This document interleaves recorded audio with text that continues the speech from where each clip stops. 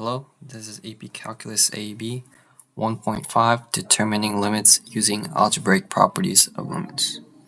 So first, the limit definition is the value that a function f of x approaches as x approaches some value c. So the formula is limit x approaches a, the function, and then what y value we are getting closer to or approaching. So the properties of limits.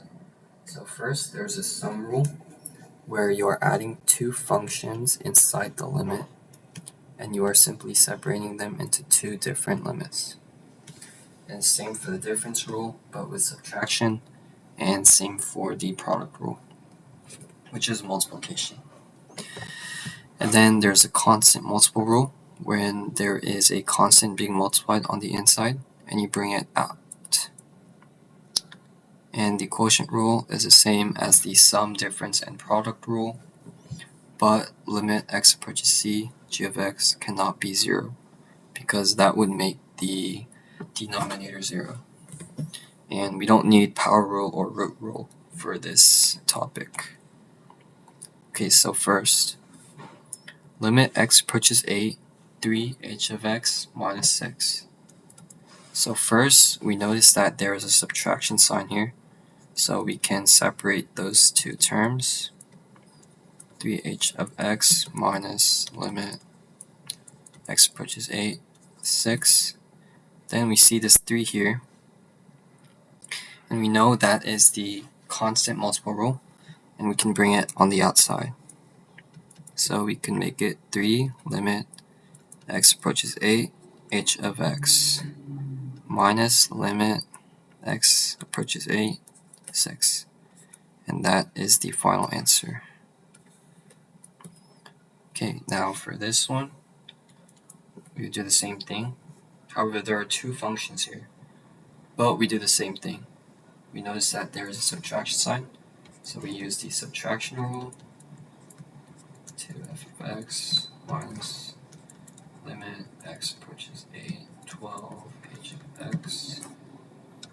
Then noticing that there's a 2 and a 12, we can bring those outside, which will make it limit x approaches 8, f of x minus 12 limit x approaches 8, h of x. That is the final answer. Okay, so the next problems are these ones. Okay, so we notice that there is a multiplication sign. So we will use the product rule. X approaches 3, 3f of x times limit x approaches 3, 9g of x. And then again, we notice that there is the constants, so we move them outside.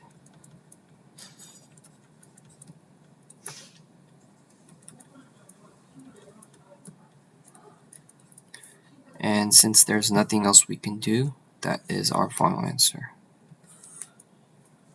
Okay, last one. You see that there is a fraction here, which means division. So we can make it into a bigger fraction by separating into two limits.